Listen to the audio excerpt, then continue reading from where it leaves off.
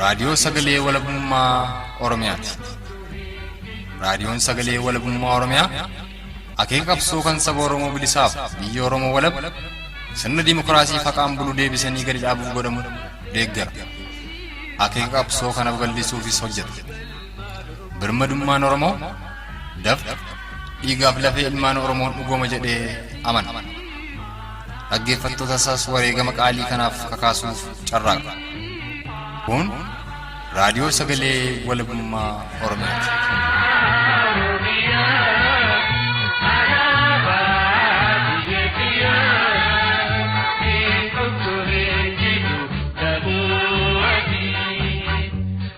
Haga dhagayaa raadiyoon sagalee walabummaa Oromiyaa daba dararaaf ajjeechaa uummata Oromoo irratti raawwatamu iyyafatee gabaasuun uummata isaa sagalee dhabeef sagalee ta'uu akkasumas qabsoo uummanni Oromoo bilisummaa ofii isaa fi walabummaa biyya isaa Oromiyaaf taasisu irratti uummata Oromoo bal'aa dadammaqsuu fi humneessuu keessatti biyyoota ambaa irraa qabuun hanga bosona Oromiyaatti ayyootaa fi qabsaa'ota Oromoo iyyafatee dubbisuun toora dambalii gabaabaa fi intarneetaan uummata Oromoo gamaa gamanaa keessaa alaa wal dhageessisuu irratti hojii cichoominaan hojjechaa jiru.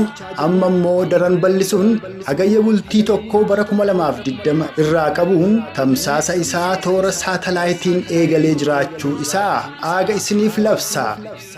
Haaluma kanaan hoggayyuu guyyaatti yeroo lama akka lakkoofsa Impaayera Itiyoophiyaa takkaa'uu Abashaatti guyyaa keessaa sa'a 7 aga 7 walakkaatti galgala ammoo sa'a 2 aga sa'a 2 walakkaatti karaa saatalaayitii Naayilsaat firiikweensii 12728 meegaahertz polarizationii vertikaal simbol reet 27500 FEC 5/6 yookaan 5/6 irraan ordofuu dandeessu. Raadiyoo sagalee walabummaa Oromiyaa.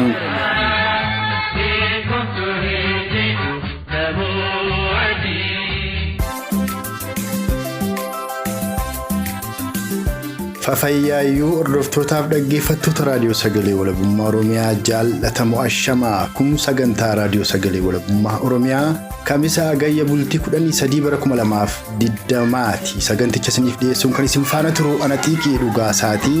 Qabiyyeen kurfii keenya guyyaa har'aammoo haala amtuu Oromoonni raayyaa keessa jiran qoratuu fi gamasitti bilbilee kan odeeffannee fi gidirfama Oromoonni konyaa Bunnoo Baddallee fi Kibba Oromiyaatti Oromoonni konyaa Gujii Baadhaa keessa jiranis qoratuu fi odeessa guutuu Oromoota lamarraa arganni sagantaa kana keessatti ammachiifneerra.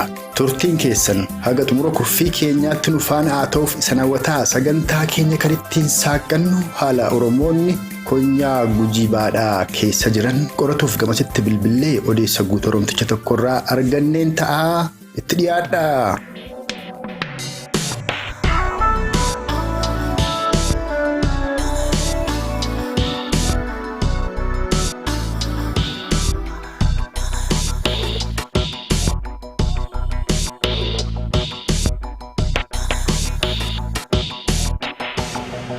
Konyaa Gujii Ba'aa Honaa Liibanii fi honoota konyaa Gujii Ba'aa danuu keessatti Oromoon akkuma kanaan duraa hidhamaaf ajjeefamaa akka jirudha. Honaa Liiban keessattis ammoo guyyaa 3 yookaan 4 dura maanguddoonni Oromoodhaa 4 ajjeefamuutu himama. Loltoota Koloneel Abiyyiin waraanni bilisummaa Oromoo boonis ammoo bakka garaagaraatti aleellaa loltoota Koloneel Abiyyi irratti gaggeessaa akka jirutu himamaati. Immoo jiraataa naannoo sanaa akka taateen dhaga'ee kana sirraa odeeffadheen Oromoo dhageessisaaf si bilbile. Mee maaltu deemaa jira konyaa Gujii Ba'aa keessatti? Garkeen kana waan guddoo deemuu jiru. Mootummaan akkuma jiruun uummata yaada dogoggatanii lafarraa fixuuf yookaan yaada dogoggatanii godhuu jira lama argane. Uffatee bu'aa dandeenya qottee bu'aa dandeenya nama guutuu fixuu jira. Hayyee. Maqaa deeggartoota shanii jedhuun nama haanitanii haan dhaananii haan saamanii haan ajjeesanii waan akkana kanaan deemuu jirani. Hayyee. Guyyoota lamaan dura guyyaa deenggaddaallee goobirnum Gujii Ba'aa aana gumee dalloo ganda boobaa aana liibaniitii fi aana gumee dalloo gidduutti bakka alkatti booba jedhamutti warrumtifatee furraa bulu hammaan tokko hojjeteen tufanii fixanii namoota fuudhachumatti rasaa isaan obbaasanii Kana ka tolchu raayyaa ittisa biyyaas ammoo poolisoota humna addaa Oromiyaa hidhanii dhiyeenya kana bobbaasanii ittiin Oromoo fixaa jiran kana ajjeese jaaroliin Oromoodhaa warri tiffatee bulu kun warri ajjeefaman maqaan isaanii eenyu akka ta'an illee osoo beektee uummata Oromoo dhageessifte. Namoota kan fide warra makala akka raayyaa ittisa biyyaa kana namooti fidan maqaan isaanii Malloo Alaqa Isakee jedhanii abbaa ijoollee afurii fi Haaluqa Alaqa Isakee jedhanii kulleen dargaggeessa barataa kudhanii fi Dooyyoo Fooraa yookaan Gallefoor Bonee jedhama. Kulleen abbaa ijoollee sadiiti. Usmaan jedhama. Kulleen abbaa ijoollee lamaati. Warroota dhumatanii warrootuma nagaan tiffatee baafat ofuma nagaan qorat ofuma waan tokkollee keessa hin jiru maqaa shanii deeggartan jedhuuni fakkaata itti oofeen ijjeessanii fidan. Dhugaadhumatti guddoo nama gaddisiisa gochaan akkasii kun kibba Oromiyaatti erguma gaafa Koloneel Abiyyi aangootti dhufe kaasee bifa kanaan deemaa jira. Lixattis giddugaleessa Oromiyaattis gara Walloottis akkasuma dhiyeenya immoo guutuu Oromiyaayyuu ol ga'eera.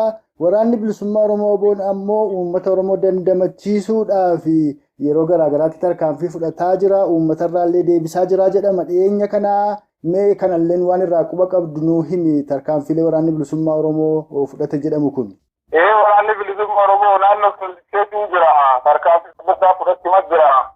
Haalota adda addaatiin akka aadaa abbuuwwan dandeettan dhaana jennaa yeraan galiin itti dhaanii jiran kaan waraanni bilisummaa Oromoo kanaan itti jiru. Ka tarkaanfii irra fudhachuu jiru.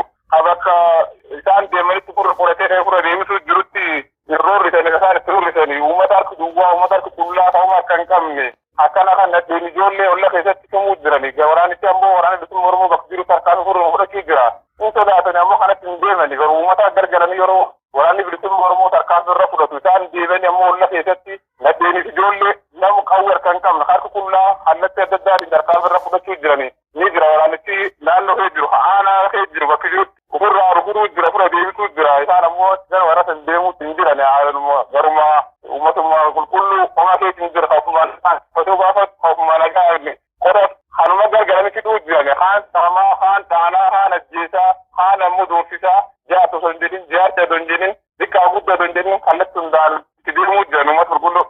Ayyee guddoo nama gaddisiisa kunilleen Oromoon qabsoodhaaf jee hin beektu qabsoo inuma itti jirti ataatu yeroo garaagaraatti dogoggoroota qabsoo bilisummaa Oromoo keetti dhalataniin shira diinni oofuun kabiraan ammoo hayyootumaa fi hooggantoonni qabsoo Oromoo kun Oromoo burjaajessuurraan qabsoon Oromoo lafarra harkifamaa aarsaan Oromoon baasulleen guddataadha as geesse dhiyeenya kana waa'ee Lammaa Magarsaa milkeessaa fi Xaayibaan aangoo irraati geggeeffaman jedhamu tokkotti awweensu. Lammaa Magarsaa fi Abiyyi garaagaraa akkasumas ammoo kan amma isin qabsaa jirtan kan Oromoon aarsaa baasaa jiruu fi sirna kana jijjiiruu immoo sirnicha keessatti jijjiirama fiduuf Oromoon maaliif qabsaa jirti dabalataan illee dhaamsa yoo qabaatte Oromootti akka dhaammattuu fi asumaan ireesii kenne. Warreen biqilina jedhee afaan haa ta'u tokkuma uumama afaan dubbatu malee kan fiduu jiru kan uummata lafa balleessuu jirtunuma kunimi shira yeroo adda addaa afaan faajjeessanitti afaan damma godhatanii uummata Oromoo gaggarbaasanii uummata Oromoo sobanii ittiin fidaa turan kan isaan addaan baatanii ittiin bulchaa turallee kanuma wanni lammaa sabii isaan gargaartaan TV hin jiru tokkuma warri guutuun warri sirnitti nyaata nan fidhaatu harka qabu kun waan yeroo qabsoon Oromoo ol kaatee uummata Oromoo waligalee qabsoofin haamina uummata kan cabsuuf yookaan sochii yookaan warraaqsa uummata Oromoo gara kan duuba deebisuuf sobanitti rakkoo wal dhabanii haasanitti hin jedhan malee warri wal dhabdiin tokkollee hin jirtu warri tokkuma kan uummati Oromoo haa jiru kutaalee Oromiyaa keessa jiru kamuyyuu waan kanaan sababuu hin qabu hubachuu danda'utti jiraata warri tokkummaan taate kana waan afaan warri haaluu itti barate waan itti bahaa ture waan taateef oppidiyoon Xaayibaa Lamma milkeessa midhaagaa maarree maanxalisuu haadee sirnichi keessa baate jedhanitti haal kanaan qabsoo Oromoo hallatti adda addaatiin tokkummaan kaatetti niinaa jirtu hallatti irra gochuuf kan godhani kun ammoo uummata Oromoo hallatti ham jiru hubachuutti jiraata haalli yeroo kun yeroo uummati Oromoo hallatti hamu jiru hallatti bahaaf lixaa haabaaf kibballi taanaan bakki jiru akka wal qabatee xumurutti gochuu qabu warri ammaan tana guyyaa nana dhumreefi jira guddoo kee jira waan taateef ilmaan Oromoo uummata Oromoo haal hamu jiru akka wal qabateetti qabsoo kana xumurutti godhuutti jiraatu. Hayyee dhugaadhumatti Oromticha kibba Oromiyaa konyaa Gujii Ba'aadhaa. Haala yeroo ammaatti konyaa Gujii Ba'aa keessatti mul'ataa jiruuf dhaamsa waliigalaallee uummata Oromoo bal'aaf kadhaamte guddoon si galatoomfadha horii buladda godhu deebanii fuuldura sitti deebiinsi odeeffadhaa nagaatti. Ayyee galatoomee nagaa badhaasoo. Kan amma dhageessan kun gochaalee ammeenyaa loltoota poolisoota mootummaa kunuunfataa Impaayera Itiyoophiyaa Koloneel Abiyyiin durfamaniin Oromoota konyaa Gujii Ba'aa irratti raawwatamaa jiru qoratuuf gamasitti bilbilee odeessa Oromticha tokkorraa argannee sin dhageessifneedha. Kanatti immoo aansuudhaan haala Oromoonni raayyaadhaa keessa jiran qoratuuf gara raayyaatti bilbilee odeessa Oromticha tokkorraa arganne siniif dhiyeessina. Turtiin keessan haga xumuraatti nu faana ta'uun ammas afeerraa keenya.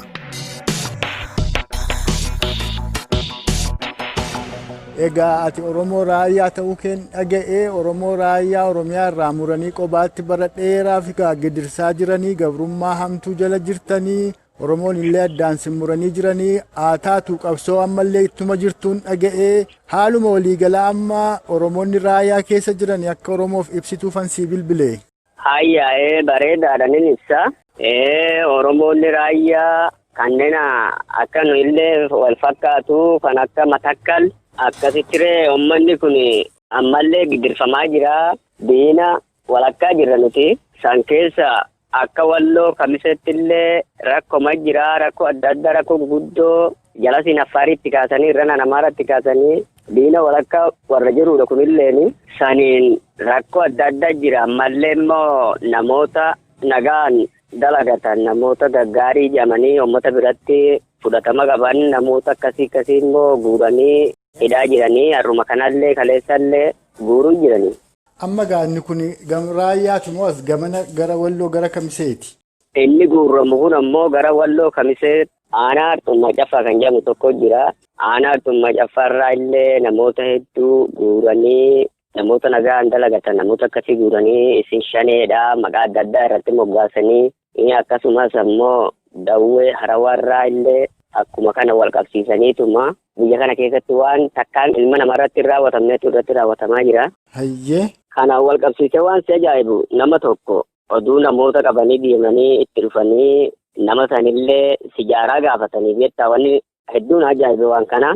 Warra waraanaa gaafata. Warra waraanaa kanatu gaafatee sijaaraa gaafatanii inni sijaaraan qabuu jennaan akkamitti dhabdaa jedhaniitu sababuma kanaan walitti hawwanii siin hawwisaa hojjaniitu akkuma sanii fuudhanii dabarsanillee mana hidhaatti darbatan. Hayyee. Kanaafuu wanni kun furmaati isaadhaa waan ilaalchisu hundumaa irratti marii akka ta'us hin barbaannaaf jettaa rakkoo guddaa jira waan irraa dhaabbatullee miti roorroo bara dheeraa kan jaarraa tokkoo fi walakkaa oli darbeetuun nurra jira garbummaan. Dhugaa.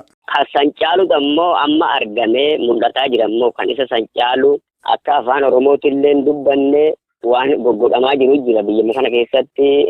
Namooti akka magaalaa fa'aa deemanii afaan Oromoo bakka adda addaatti dubbatamuun hin danda'amu. Hacuuccaa guddatu jira. Uummanni kun rakkoorra jira. Rakkoo keessaa karanni furmaatatti ta'uu Oromoon bal'aan irratti haasa'ee Oromoon irraa eegatee hamma ammaatti rakkinuma guddaa keessa ture inni hin beekanillee. Dhugaa. Waan amma kanatu jira sinin jechuu barbaadeetti. Hayyee ulfaadhu Oromticha raayyaadha. Egaati gidiraan Oromoota raayyaa Walloo Matakkalirra jiru kun kanarraa miti akkuma tu dubbatte ka jaarraa lakkoofsiseedha. Keessumaa yeroo qeerroo fi qarreen warraaqsa guddaa bara 2014-15 aga 2018 geggeessanii qabsoon Oromoo butamtee deebitee harka nafxanyaa buutee Koloneel Abiyyi muummee ministeeraa ta'e asi utuu mannuu aangootti hin beeyni Oromoota raayyaa akka malee fixaa turanii toora sana Oromoonni raayyaa mormataadha turanii hedduutu hidhame hedduutillee ajjeefame gama Tigraayinoo maaltu sinitti jira amma sanallee nu irraa himi. Gama Tigraayitiin illee rakkoma jiraachiin illee isaan qophaa'anii waan sadarkaa wayii irratti qophaa'anii uummata amma nafxeenyaa kana waliin nu dha'uudhaaf isaanillee waan qophaa'an nutti fakkaata. Hayyee. Kanaan wal qabachiisee ati hacuuccaa jabatuun jira. Yoo namni tokko akka jibbaa dhuunfatti waasirraa qabaate shaneedha jedhanii fuudhanii mana hidhaatti darbatanii haaluma ciinqaa jibbisiisaa oduu waa takka yakkan dalagin warroonni yookaan dhugaadhaan kallattiidhaan falmirra jiranii warri falmatu warri ofirraa dhorguudhaaf qophaa'ee deemu hin tuqamu ammallee hin sodaatan maddirra goranii namoota nagaan ganda mandara keessa jiraatu waan akka magaalaa xiqqoo tana keessa waan akkasii keessaa irratti rakkoo guddaa oofuu jiranii. Ayyee kun akkuma jirutti ta'e amma silaa Oromoonni walloodhaaf amma raayyaadhaa silaa iddi tokkuma cuftuu Oromoodha. Agam tokko quba wal qabdan agam tokko silaa waliillee dirmataa jirtanii kanarraallee waan nuu himi silaa lafti Oromoodhaa raayyaa amma Tigraay keessatti muranii hambisan kun silaa agam guddatti haana yookaan ona agamiifaa qabame sanallee irraa nuu himi. Lafti citee taa'uu achiinillee lafa guddatu jira karaa raayyaa manna saborraan darbeeti. Lafti sunillee lafa guddatuun citee jira. Ati walumaa galatti haalli naannoo keenya kun haala ulfaataadha. Haa ta'u malee ammoo walquba qabeenyi akka qeerrottis ta'ee haala ta'uu walqunnamtii qabnaa wal ijaarree baada teenyus mana teenyus jiwooti waan hin oollee alatti baaneetuma saba keenyaaf dhaabbannee murteessa waan sabni keenya argate ooda isaa argatuu qabna. Yoo du'a taatellee du'uudhaaf akka wal qopheessinee waan akkasii walii haasofne finnee jirra namoota kaaniin. Waan akkasiiti ijaarsa bareedatu jira jibbiisa namicharraa ka'ee eega Hacaaluun du'e asfaa rakkoo guddatu biyya keenya keessatti uumamaa jira. Kanarraa ka'ee mana teenyullee inuma duunaa waan ji'uun walitti baafannee gabbaanee akka namatti akka sabaatti woo wareegamnellee seenaatti nu yaadata akkasitti du'uu wayyaa waan ji'ullee murteeffannee jirra. Hayyee bareedaa dhagaa nyaapa kee teessanii akkasitti ijaaramtanii qophiitti jirtanii egaa Oromoon bal'aanii tarii aga keessan kana qophii hin qabu ta'a mee gabaabsiiti Oromoon maal jetta maal dhaamtaaf? Oromoodha wannan jechuu barbaadu ani nuyi eega saba Oromoo irraa cinne jaarraa tokko oli dabarree jirra. Ammoo sabni Oromoodha akka nu bukkee dhaabbatee wal maddii dhaabbannee lafa teenya kaaba Oromiyaadha kana akka Oromiyaadha walitti makannu kuni dhaamsa kiyya. Hayyee. Waan ta'een akka wal bira dhaabbannu nu birallee akka dhaabbatan haala barnootaatiin haala gorsaatiin waa hedduudhaan namni walirraa fayyadama ilmi namaatii akka isaan nu bukkee dhaabbatan kabajaadhaan isaan gaafanna uummata Oromoodhaati. Hayyee dhugaadhumatti gar fuulduraatti illee si deebi'ee yaadaaf dhaamsa kee fuudhee Oromoo nan dhageessisa kanarraas kallattumaan uummata Oromoon nan ga'a horii bulee adda godhu deebani Oromticha raayyaa. Hayyee fayyaa nu taasinillee horaa bulaa dagaagaa jenna. Haalli Oromoonni raayyaadhaa keessa jiran kan amma Oromticha raayyaa irraa odeeffannee isin dhageessifne kana fakkaata. Ammoo kan asaanu haala Oromoonni konyaa bunnoo beddelleedhaa keessa jiran qoratuuf gamasitti bilbilee odeessa guutuu Oromticha tokkorraa arganne isiniif dhiyeessina. Ammas turtiin keessan aga xumura kurfii keenyaatti nu faanaa ta'uun afeerraa keenya.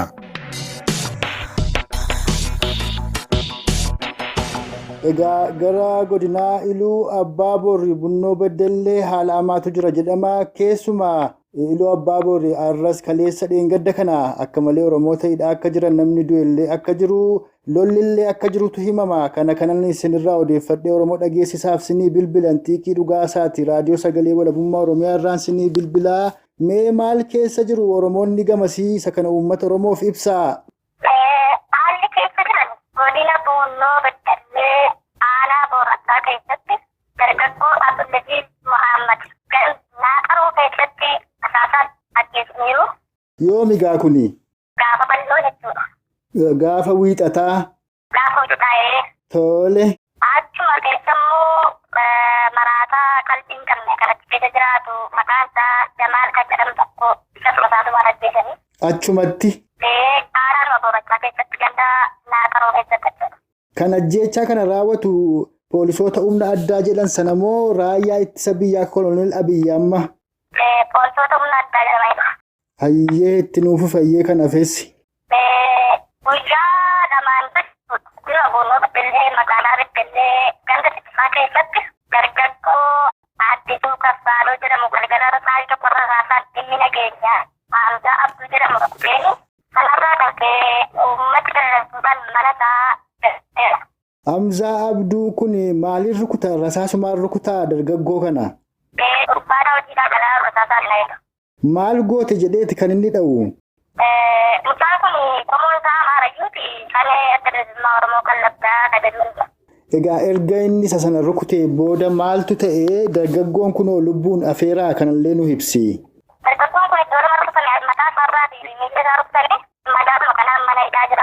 Achuma magaalaa Baddallee keessa moo Haanaa yookaan Gandarra? Magaalaa Baddallee keessa. Tole. Beekasii dargaggoonni hedduummaa hidhaatti guuraman jechuudha. Bottomii jaati ganee jira. Tole. Ammaa kanallee dargaggoota bikkattii qabaa jiru. Poolisoonni humna addaa Oromiyaa jedhaman sun. Hayyee. Dubartoonni saawwanii fi namooti hedduun qabamanii hidhaman jiru. Haadholee baay'ee isaanii qabamanii kan hidhamanii. Ammatti nama 36 qabaniiru nama 70 namatu barbaadamu. Egaa ati jalqaba kan itti kaaftee turte Hamzaa namtichi jedhamu itti gaafatamaan nageenyaadhaa sun erganii dargaggoo sana rukutee booda uummatni dallansuudhaan itti bee tarkaanfii fudhatee ture mana isaa irratti. Dallansuudhaan tarkaanfii fudhatee ture uummati. Tarkaanfii attamii fudhatan laata? Maqaadhuma amma isaa dhagumatti fuudhan malee wanta biraallee waan guddoo godhan hin qabani. Hayyee. Akkuma nama keenya tuttuu maaliif buutanii miidha keenyadhaa jedhanii uummata biraa kaawwachuu isa kaan wal beekaa isa kaan mana hidhaa keessa immoo kaampii poolisaatti keessaniitu darraa jiru. Egaa yeroo isaan akka kana uummata dararan kana gama biraan ammoo sakattaa waraana bilisummaa Oromoo fi loltoota bobba'an irrattis WBO'n tarkaanfii fudhataa jira jedhama. Kunis yoo dhugaa ta'e kanallee waan quba qabdu uummata Oromoof ibsi.